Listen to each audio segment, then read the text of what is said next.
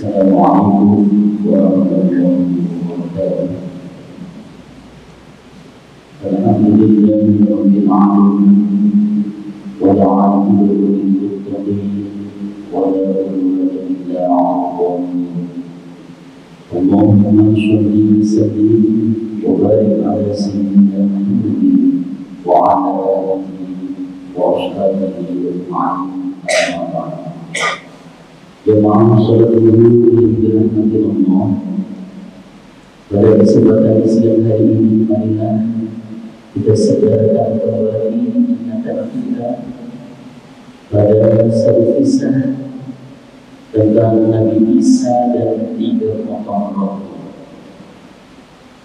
Kisah ini bisa dibaca dalam tulisan-tulisan pegiat dan pencinta tasawuf yang bersumber dari generasi tabi'in, yaitu Wahab bin Muhammad.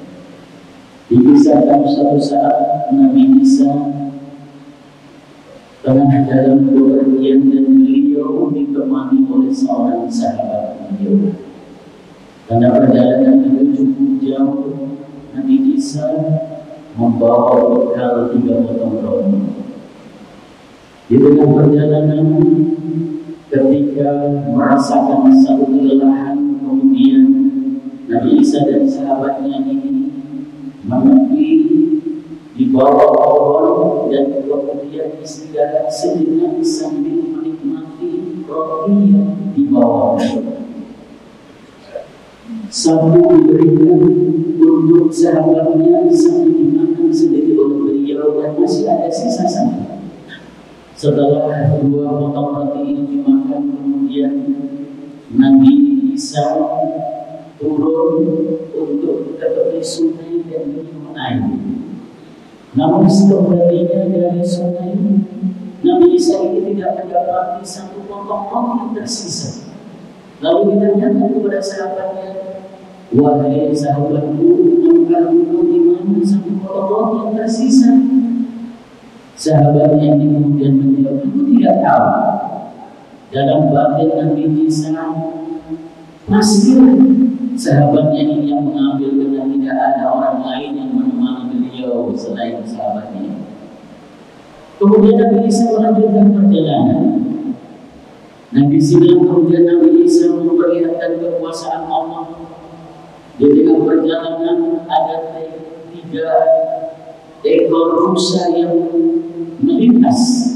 Lalu Nabi Isa ini dengan kelebihannya menunjuk 3 ekor rusa itu. Lalu salah satu rusa itu datang Nabi Isa, lalu dipotong, dimakan bersama-sama.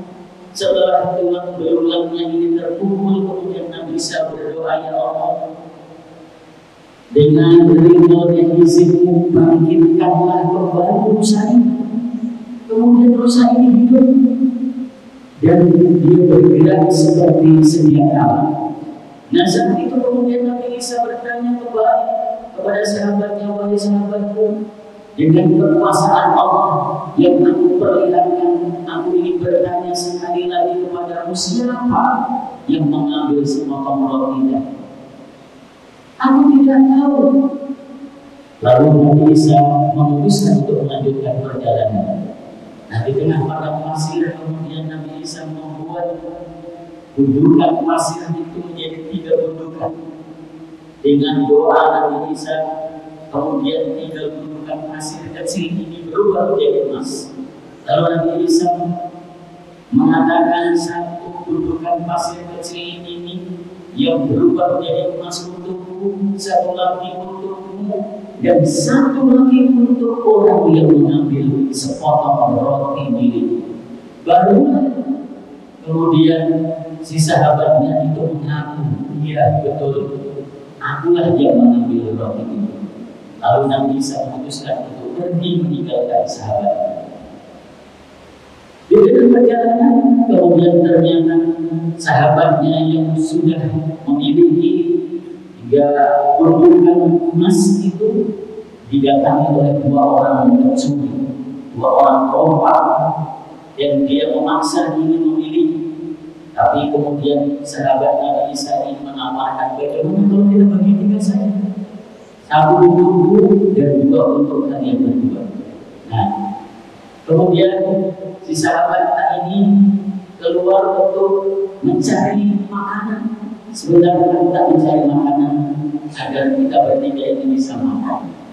Dan setelah dia mendapatkan, maka iblis membisikkan dalam telinganya, kenapa makanan itu tidak engkau berikan racun sehingga dua orang itu mati dan tiga gundukan emas itu bisa kau miliki? Dikasih itu makanan dengan racun. Ternyata dua orang yang sudah menunggu pun memiliki pikiran jahat. Pokoknya nanti kalau teman kita datang, kita bunuh. Setelah datang sahabat Nabi Isa tadi dibunuh, lalu dua orang ini memakan makanan yang disediakan, dan karena di dalamnya sudah diberikan racun, dua-duanya mati semua. Jamaah sholat zuhur yang dirahmati Allah, pelajaran apa yang bisa kita ambil? Inilah manusia selalu tidak puas dengan apa yang diterima. Makanya di dalam Al-Quran surah Al-Fajr ayat 20, Allah Subhanahu wa taala berfirman, "Wa tuhibbuna al-mala hubban jamma." Dan kalian semuanya itu mencintai harta dengan kecintaan yang berlebihan.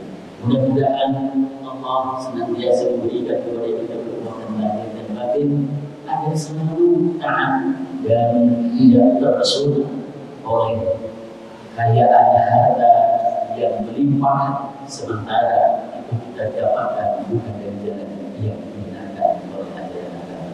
Terima kasih. Assalamualaikum warahmatullahi wabarakatuh.